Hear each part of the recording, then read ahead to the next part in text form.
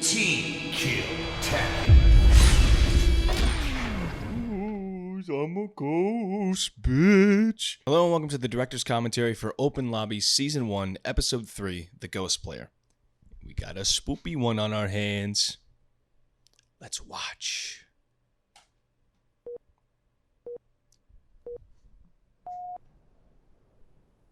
You know, I really hate this map. What? Why? It just creeps me out. Yeah, but that's why I kind of like it. Do you know about the Easter egg on this map? Where the longer we play on it, the more infected it actually gets? It's so cool. There's another one of my famous Easter egg moments. Yeah, so like I said before in the previous commentary, this was the first scene that I ever shot in machinima. And I think it's a pretty decent scene. I mean, this is when I was still trying to figure out like my framing and how I wanted certain shots to look, and I don't think it looks terrible overall. I think there's a good build to the suspense of everything, and it's sort of like a good introduction to the rest of the episode. I mean, we'll see how it holds up. First of all, that's not an Easter egg. And second, you're lying, dude. I'm not lying. If you look at the ground, it changes over time.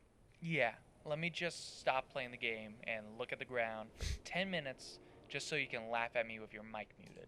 I like the little moment where Jacob Spartan is just like looking at the ground. I really like that as he's saying those lines. It's another one of those moments where you can really personalize the characters that are just meant to be husks for the players to embody, and you can sort of just treat them as if they're like real people to accentuate like a joke or action. Whatever. Don't believe me. I just want to play this game for once without you trying to trick me into going on an Easter egg hunt. Like, aren't we playing Rumble Pit? Where's the rest of the lobby?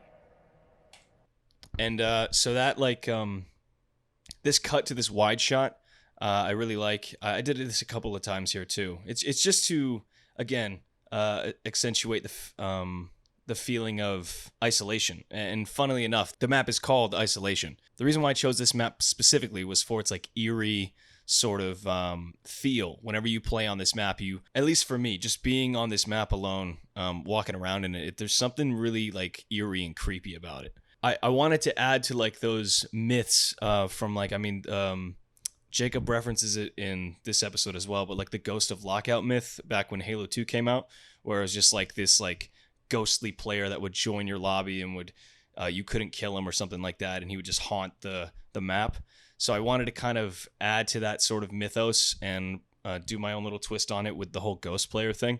And the idea just came to me when I was thinking like what is something that like what is some sort of like myth or legend that players would make up to try to scare other players, right? And so like a ghost player, obviously already inspired by Ghost of Lockout, but then how could I integrate this into the Halo 3 setting? So perfect map, Isolation, it already has that creepy feel to it, and then it already had a ghost perfectly placed in the lower section of the map, which is like the most haunting and cryptic part, you know? So it just kind of all the pieces kind of came together as I was like coming up with the story. And that's how I usually work. I come up with like the sort of foundations of the story first, and then I sort of start thinking, well, what map would be best utilized to tell the story? And then I thought Isolation was just perfect. It's real. What's real? So when I was looking up some Easter eggs online, I read an article about a ghost player on this map. What are you talking about? You can't even read. And there you go. There's some more setup for my character and the fact that I can't read. just a small little line, and then it gets paid off at the in episode 8. But I like that I added that so that I could then pay it off later. Swear, it's just like that other ghost. You know, the one from Halo 2. The Ghost of Lockout? That was so dumb. You really gotta stop believing everything you see on the internet. Now, initially, that sound included like a scream, and I just thought it was like a little bit too much. I felt like it took away from this sort of eerie, haunting emptiness that the map had going for it. And so if you heard a scream, it'd be like, I don't know, it kind of cut the tension a little bit too much. But I felt like if I just added this sort of distant, haunting explosion sound that you don't even probably on first watch, you don't even recognize exactly what the sound is unless you're like a super fan of Halo and its sound effects. You probably wouldn't even recognize what the sound was. But it's just supposed to, then again, add to that suspenseful tension that I'm going for here. Internet. Yeah, and then you had the push in behind Jacob as he's looking in the distance in the direction of where the sound was coming from. And then you cut to this shot that's much further away from them that makes them look much smaller in the frame. And also I like how Jacob is sort of wedged between the tree trunk and I guess this would be like a ramp here to make him much more isolated in the frame. I feel like I could have framed this a little bit better, but I think it's all right. Yeah. What was that? I don't know. Quick, follow me. Shouldn't we be running away from the screaming? What are you, scared? Come on. What is it you always tell me? It's just a video game.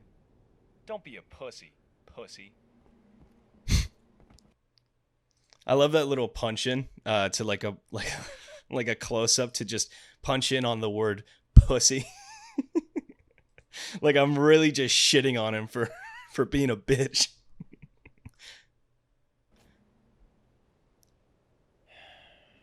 Fine. Yuck! Ugh. And then the little head tilt, and then right before the scene cuts directly to where he's coming down the tunnel. I'm pretty sure you can hear the actual butthole or whatever it's called. I just call it a butthole, but you can hear it sort of already opening up. So it's a good like transitional point. That kind of cut is actually called a J cut. So in editing, you have the audio of the next scene playing over a little bit of the previous scene to sort of then add that transitional period in between without needing like an actual visual transition. There's like an audio transition. You see it a lot in like movies and stuff. Yuck! Ugh. I just hate that thing. It makes me feel like I'm coming out of a butthole. Shh. So now this is happening like much later in production. So by this time I had gotten like at least 8 controllers total for the show. I had already had like 5 or 6 and I just needed to buy a couple of more, so I had at least, so I could control at least 8 players on screen at once for these for specifically this scene where I just needed more players on screen at one time. Jacob, look.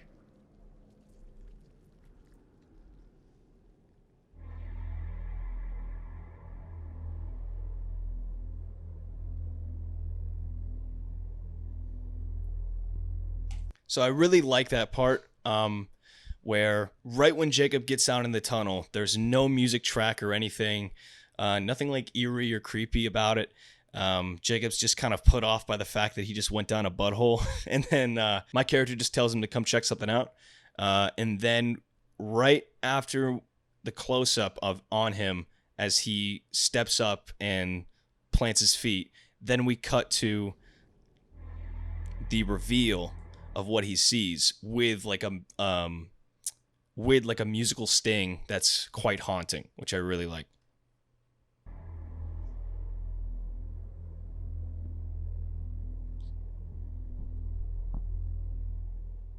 What happened here? It must have been the ghost. They say the ghost was once a player that cursed this map. Yeah, real original. You still don't believe me?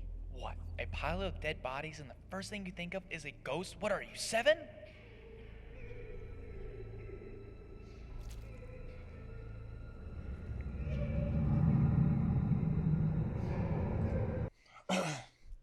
Sorry.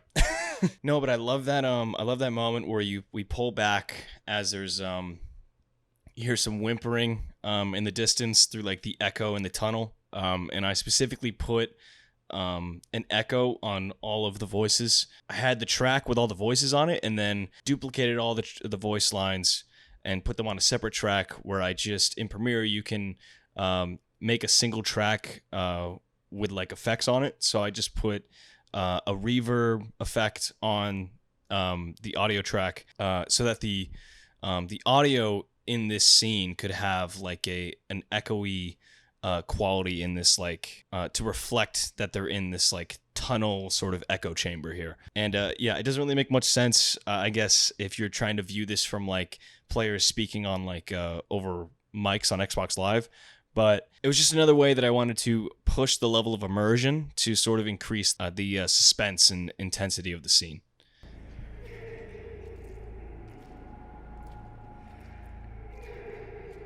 And then I like how this shot here, as they're walking past the tunnel, you see me going first because I'm sort of leading the way, and Jacob is although Jacob is, doesn't believe in the ghost player stuff, and he thinks it's kind of dumb.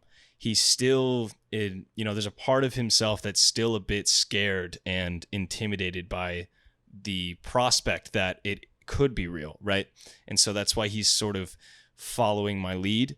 And then we also get this, like, distant shot from, like, a window, sort of, that's it's meant to give the same effect that the shot that I talked about previously was supposed to give, where Jacob was wedged between the trunk and the ramp. I don't know if I explained it, but it's meant to sort of feel like someone is watching them and, like, lurking in the distance. And again, meant to build that whole sense of this, like, eerie, suspenseful creep factor, right?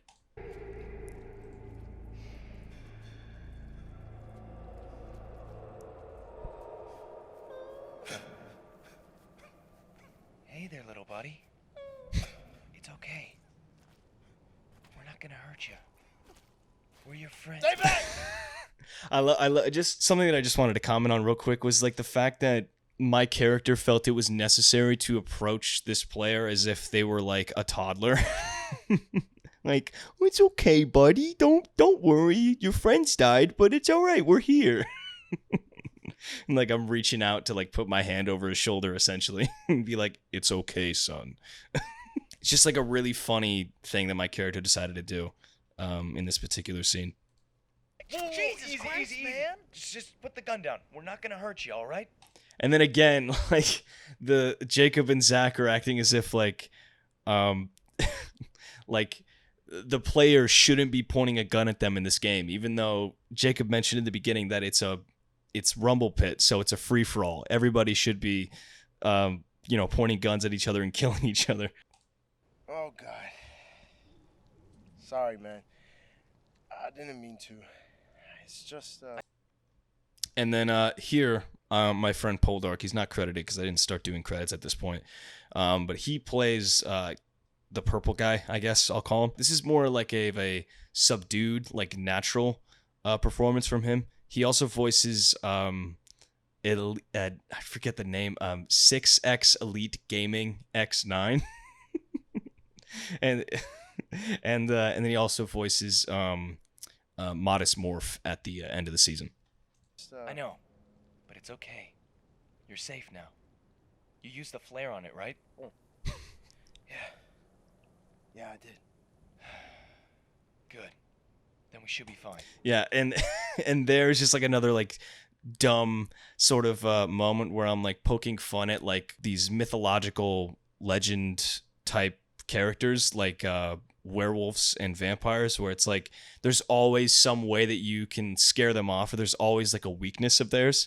For, like, vampires, it's like garlic, and for werewolves, it's like the silver bullet, and then for this, like, ghost player, it just happens to be, like, what's the dumbest thing that I could think of in the game? It's like, oh, a flare. Yeah, you just blind it and it goes away. like it's meant to be stupid. Flare? What the hell are you guys talking about? There, and then Jacob is the audience insert here, where he's just like, "What the fuck? That's so dumb. What a flare? What the fuck does that even mean? Like, what does that have to do with anything? You know?" Sometimes Jacob actually acts as the audience insert, where he's meant to question certain things that are just, like, so ridiculous and don't make no sense.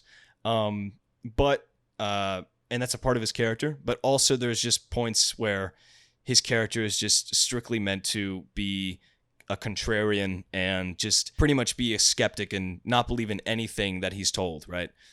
Which is then again leads to later in the episode where the purple guy calls him an atheist just because he just doesn't believe, simply just doesn't believe in anything. Do you know the legend of the ghost player? Seriously? Oh, come on. Are you really gonna tell this guy his trauma isn't real? It's a fucking video game. How many times do I have to say it? Oh, don't be a dick. Nah. Yeah, and then there you go. Guys, don't worry. You know, Jacob's not like that in real life. Trauma matters. Even if it's from like a video game, your trauma is real. Like I just I added this little bit because I just thought it was so funny that Jacob is just like completely dumbfounded at the fact that my character and Purple Guy are preaching this notion that his friends dying in a video game where they're meant to be killed as players is like traumatic for him, you know? It's like he's so an innocent little snowflake that and he has that mindset, which is like it's more of like a commentary on modern gaming in general, or at least like the community in gaming, where we've become a lot more censored. We're not as capable to be outspoken or provocative or toxic like it used to be. And I mean, sure, to an extent, that is a good thing that gaming isn't as toxic as it was back then. But it's like the toxicity kind of comes with the territory. I like to think of it as similarly to like competitive sports, like your favorite sports team. You have your favorites, and when one goes up against the other, tensions rise, and you just start saying shit to beat the other person down. Whether you're winning or losing, right?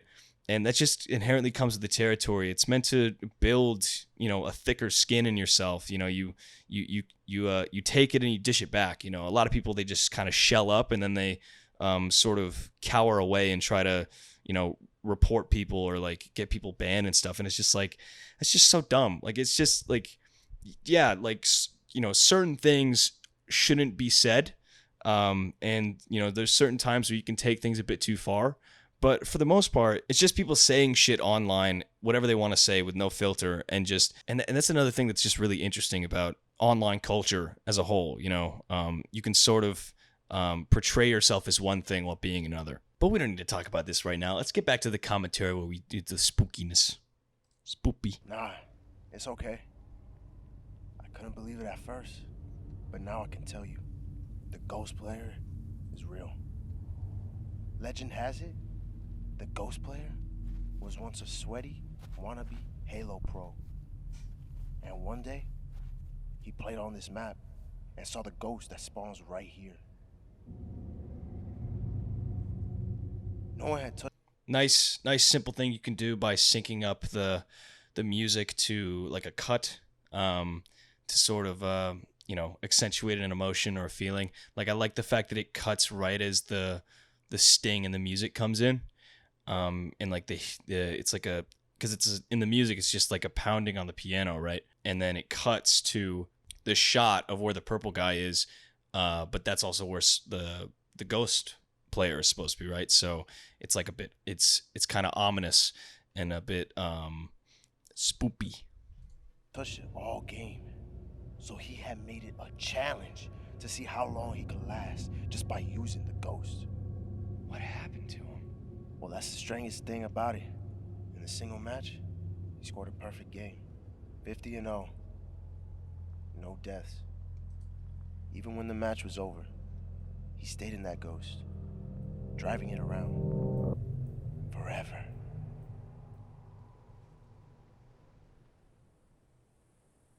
Wow. I can't believe it. Yep, and there you go. That's my that's like my go-to sort of cut in this show. A lot of the time I'll just have a player say something like super ridiculous or like in a serious mood, and then I'll just cut to another player and hold on that shot for like a second for like a few seconds before they start speaking or before they have their reaction. And it's just like the dumbfoundedness of their response is heard through the silence. Again, it's just like another one of those things where you look, it's like, are you fucking kidding me? like, are you fucking serious? Did you really just say that? No. I mean, I actually can't believe it. I'm sorry, cool story and all, but you really believe people can just stay in the match after the game just ends? Once the game ends, everyone just gets booted back to the lobby. Fine. Don't believe me. Then just get the fuck out of here. You know what? Yeah, maybe I will. At least then I won't have to hear you go on and on about your Ghost of Lockout ripoff. Oh my god. Let me just give you the backstory on that one line. So the line that goes, well, at least then I won't have to hear you go on and on about your Ghost of Lockout ripoff. That line, right? When I was writing in my head, I was like, that's a really funny retort for Jacob to do, and I think he can do it really well, really easily. He just, has to be angry, right? And it took us like 3 or 4 separate recording sessions just to do that one line, because I would think that we got it, and then I would go into my edit and insert the dialogue where it needed to go, and it just didn't work. The first take that we ever did, it just sounded way too low energy for how the performance was meant to be. The second one was too much. He was like yelling a lot, and then on the third or fourth take, I think was what I used. But yeah, it was just like trial and error to get there. The thing is, the reason why I thought it would be a piece of cake for Jacob is in this show, I sort of wrote our characters a bit as like sort of exaggerated reflections of ourselves. My character has a bit of like a youthful optimism to his personality, and the fact that he's kind of like a go-getter who like just doesn't follow the rules and does whatever they want to do, and not what the game is supposed to be, how the game is supposed to be played, right? So kind of like a free spirit in a way. Whereas Jacob is like the exact opposite. He just wants to play the game. He wants to follow the rules. And if there's anything that's detracting him from that or stopping him from playing the game, he's just immediately against it. And then he gets easily frustrated and annoyed and tipped off by people's bullshit. and that inherent emotion is a great clash in ideologies for the two characters, and that's why they're a great comedy duo, right? But so yeah, for this that particular take, I thought he would nail it on like the first take, but it took us a few times. So I would not recommend doing multiple recording sessions with an actor just to do one specific line. Unless they were like a really good friend of yours like Jacob is. Thank you, Jacob. Bob, my story was You did great, sweetie. authentic and personal. How dare you spit in the face of my trauma? Guys, Trauma? It's a fucking video. And then in the background, you can actually hear faintly the wavy engine sound of the Ghost, but it's faint enough where you're not immediately drawn to it, but you can sort of pick it up as the scene keeps going. Because it's meant to sort of put you in the mind of the characters, where these two characters are exchanged in a heated back and forth argument, right? So their focus is on each other, whereas they're not entirely aware of their surrounding environment. And then right when it cuts to me, you sort of begin to hear the sound of the ghosts, because I'm sort of removed from the conversation. Video game. Trauma doesn't go away overnight. You have no idea what it's like to lose someone. guys, Your friends respawned minutes ago. No one's really dead. God, you're insane. Oh, now I'm insane? At least I believe in something, fucking atheist. Yeah, well, at least I... Guys, What?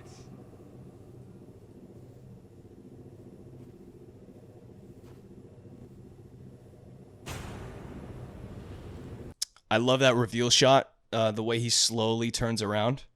And I like this shot too, like right before it cuts to the big wide reveal, like him slowly turning around, and we get the reaction of all three characters looking up at the ghost, and then it cuts to the ghost with a musical, like sharp musical sting, and then you get this shot. This shot was actually one of the few that I had immediately in my head as I was thinking of the idea for this episode. I wanted specifically the ghost to not have a shadow. So it's being held up by a forge monitor right in this scene. So right now there's only like 4 players in the match, and one is holding up the damaged ghost off screen.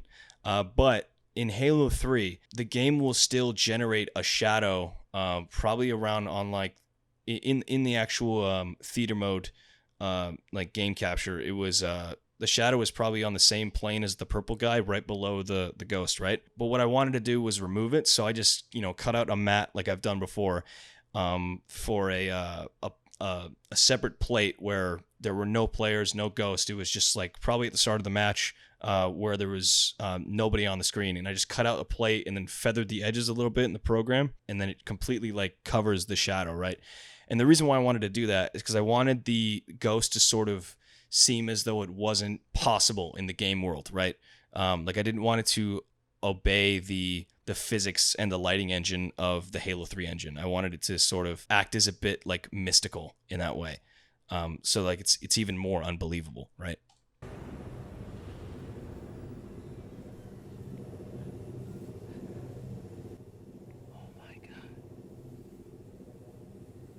And you'll see throughout the rest of this scene until like the ghost actually impales the purple guy. The rest of this scene is just pretty much, there's no music. It's all ambience with like a bit of the warping sound from the ghost. And I think that at least for me, that's much more effective. I've talked about how I don't really like to use a lot of music, and part of the reason is because I can never find the right track that I'm looking for, and I can't make my own music, but also because I feel like a lot of the time, if you overuse the amount of music that you're using to score your stuff, if you're scoring every scene, the music in those moments sort of loses its weight and its emotional resonance that it has on the audience. And so if you only use music at certain moments where the emotion is at its absolute peak in the scene, then it's going to hit a lot harder than if you were to just score your scene throughout. And that's the technique that I use. I like it a lot more than just scoring an entire scene. Hey, buddy, come on. Let's get out of here. What are you doing? I was scared before, but I think I'm ready now to be with my friends.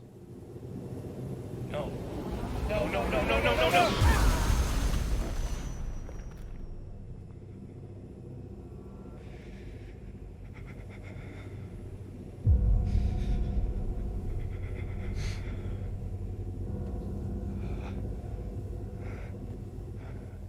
Jacob? Yeah. You believe it now? Get us out of here. The fucking gulp. Okay. Zach, get us out of here. I'm trying. Zach, now. My menu button's stuck. Zach! Yeah, so there's a couple things to break down there. I really like sort of the use of the handheld sort of shaky cam, because I mean you see it a lot in movies, but it adds a bit of like intensity to your scene. I mean, you shouldn't use it all the time if it's not necessary, but I think for this moment here, it's warranted. If I shot it like with static camera shots at this point, I don't think it would work. I think it warrants the use of like a shaky cam. It's like the ghost is vibrating the environment, you know. And yeah, I also use the shaky cam to sort of give some energy to the shots with the ghost, because if again those are just static shots, it would kind of just be awkward, because then you could sort of tell that, you know, it's just like a Forge monitor off screen, just like shaking a ghost in like a ridiculous manner. You know, you could just easily tell like that it's not alive. And then the part about the menu button thing is just like, it's so stupid.